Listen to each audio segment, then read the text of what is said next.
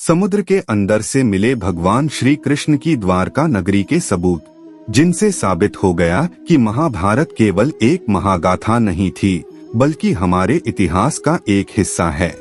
श्री कृष्ण ने सच में इस धरती पर अवतार लिए थे और महाभारत का युद्ध सच में हुआ था।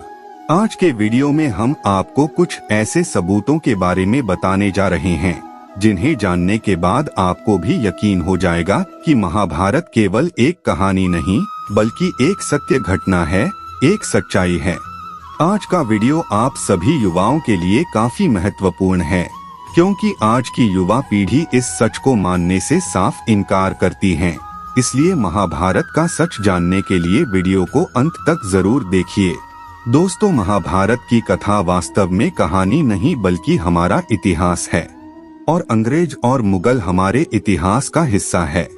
वैसे ही कृष्ण, पांडव और कौरव भी एक सत्य है और ये कोई कहानी नहीं बल्कि एक सत्य घटना है। तो चलिए सबसे पहले बात करते हैं द्वारका नगरी के मिले सबूतों के बारे में। द्वारका नगरी को भगवान श्री कृष्ण ने बसाया था। इतिहासकारों के अनुसार ये शहर 9000 साल पुराना था और ये काफी शानदार नगर हुआ करता था। इस नगर में विशालकाय सभा मंडप था, समुद्री व्यापार के लिए बंदरगाह भी था। इस शहर में सोना, चांदी और रत्नों के साथ 7 लाख महल हुआ करते थे।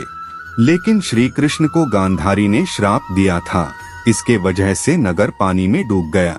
इसके पीछे की कहानी कुछ इस तरह है। महाभारत के युद्ध में पांडवों की विजय हुई।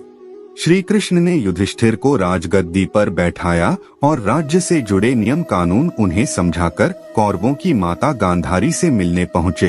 कान्हा के आने पर गांधारी फूट फूट कर रोने लगी और फिर क्रोधित होकर उन्हें श्राप दे दिया कि जिस तरह तुमने मेरे कुल का नाश किया है, तुम्हारे कुल का अंत भी इसी तरह होगा। इसके अलावा श्री दुर्वासा ने भी यदुवंश के विनाश का श्राप दिया था। यही कारण था कि महाभारत युद्ध के 36 दिन बाद द्वारका नगरी में बहुत अपशकुन होने लगे थे और फिर द्वारका नगरी समंदर में डूब गया।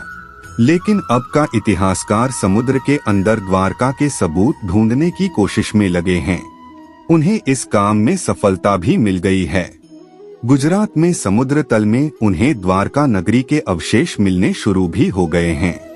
इस नगर की सबसे खास बात ये थी कि इसमें कई सारे द्वार थे और इतिहासकारों ने खोज में पाया कि इन द्वारों के अवशेष आज भी समुद्र के अंदर गहराई में मौजूद है। सन 2005 में भारतीय पुरातत्व विभाग ने द्वारका नगरी की खोज की शुरुआत की।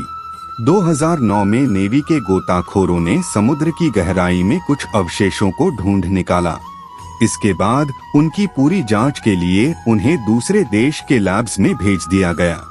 इस जांच से जो रिजल्ट आया वो चौंकाने वाले थे। ये अवशेष लगभग 9500 साल पुराने थे और यह वह समय था जब द्वारका अस्तित्व में मौजूद था। इस खोज से इतिहासकार काफी खुश हुए और उन्होंने समुद्र तल में खुदाई करनी शुरू की, जहां से कई ऐसे अवशेष मिले जिन्होंने द्वारका नगरी की सत्यता को और भी पुख्ता कर दिया। इसके बाद उस जगह की जमीन के नीचे भी खुदाई की गई, तो वहां कई सिक्के, मूर्तियां, दूसरे ऐसे आइटम निकले जिससे ये साबित हो गया कि इस जगह कभी द्वारका नगरी हुआ करती थी। सबसे आश्चर्यजनक बात यह है कि यह सभी चीजें प्राचीन नदी के पास मिली थी, जो कि 9 किलोमीटर लंबी थी। इस नदी की खोज भी द्वारका की खोज के दौरान ही हुई थी। इतिहासकारों ने अपनी जांच में पाया जो अवशेष उन्हें समुद्र के अंदर से मिले उनमें और जमीन पर खुदाई में मिले अवशेषों में काफी समानता है, जिससे साफ पता चलता है ये अवशेष द्वारका नगरी के ही हैं। दोस्तों, द्वारका नगरी को ढूंढना इतना आसान काम नहीं है, क्योंकि समुद्र की तेज लहरों का मुकाबला करते हुए समुद्र में इतनी गहराई तक जा पाना काफी मुश्किल और जानलेवा होता है। लेकिन इसके बाद भी सरकार अब तेजी से इसी दिशा में काम कर रही है और उम्मीद है कि जल्द ही इस बारे में कोई और भी पक्के सबूत मिल पाएंगे। दोस्तों, अब बात करते हैं महाभारत की सत्य घटना होने के सबूत के बारे में। महाभारत को हमारा इतिहास कहा जाता है। धर्म की अधर्म पर जीत की कहानी है। लेकिन अगर ये केवल एक कहानी होती तो वेदव्यास जी इससे महागाथा नहीं कहते बल्कि महाकाव्य कहते। पुस्तक में महाभारत की शुरुआत राजा मनुष्य की गई है और इस किताब में इस पीढ़ी के 50 से ज्यादा राजाओं के बारे में लिखा गया है और पांडवों के पिता राजा पांडु और कौरवों के पिता धृतराष्ट्र भी इसी वंश की संतान थे। दोस्तों, अगर केवल एक कहानी होती तो वेदव्यास जी इतने सारे राजाओं के बारे में लिखने के बजाय केवल कुछ खास चरित्रों पर ही लिखते। महाभारत में युद्ध के समय जब अर्जुन ने अपने ही सामने अपने परिवार के लोगों को देखा तो उन्होंने युद्ध करने से मना कर दिया। फिर युद्ध क्षेत्र में ही श्री कृष्ण ने गीता का उपदेश दिया था और गीता में कलयुग के बारे में काफी सारी बातें लिखी हुई है। यहाँ तक कि आजकल जो कुछ भी हो रहा है वह सब इस किताब में पहले से लिखा हुआ है।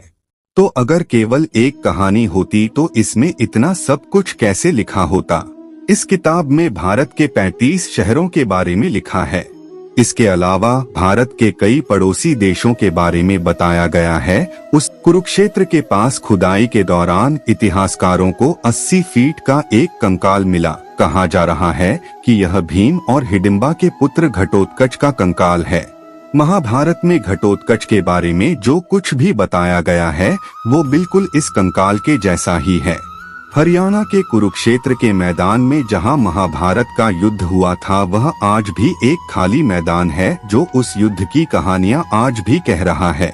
कहा जाता है कि उस युद्ध में इतना खून बहा था कि पूरी जमीन लाल हो गई थी और यही कारण है कि इस जगह की मिट्टी आज भी लाल है। बिहार की राजधानी पटना से 100 किलोमीटर दूर स्थित एक राज्य जहां 5 पहाड़ियां मौजूद हैं। यहाँ महाभारत के रचनाकार वेदव्यास जी की गुफा है। यहाँ पास ही में गणेश गुफा भी है क्योंकि गणेश भगवान ने ही वेदव्यास जी की कथा को शब्दों में पिरोया था। पौराणिक कथाओं के अनुसार महर्षि वेदव्यास ने महाभारत कथा लिखने के लिए भगवान श्री गणेश जी को याद किया। उन्होंने गणेश जी से महाभारत लिखने का अनुरोध किया, जिस पर गणेश ने उनके अनुरोध को स्वीकार कर लिया। कहा जाता है गणेश जी ने महर्षि वेदव्यास के समक्ष एक शर्त रखी थी। गणेश जी ने महर्षि वेदव्यास से कहा था कि आपको महाभारत कथा बिना रुके लगातार सुनानी होगी। इस पर महर्षि वेदव्यास ने भी गणेश से शर्त रखी थी कि बिना वाक्य को समझे उसे नहीं लिखेंगे। इसके बाद महाभारत लिखना शुरू किया गया। महाभारत युद्ध के बाद श्री कृष्ण के आदेश से अर्जुन मनाली की गुफा में साधना करने चले गए थे।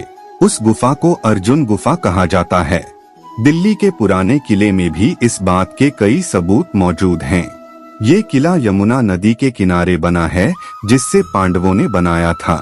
दोस्तों, इस बात के सबूत न जाने पूरे देश में कहाँ फैले पड़े हैं, जो अपनी सत्यता खुद ही प्रमाणित कर रहे हैं और इन सबूतों के आधार पर कहा जा सकता है कि महाभारत कहानी नहीं बल्कि इतिहास है। इस बारे में आपकी क्या राय है दोस्तों, नीचे कमेंट बॉक्स में जरूर लिखें। और अगर वीडियो अच्छी लगी हो तो वीडियो को लाइक और चैनल को सब्सक्राइब जरूर करें।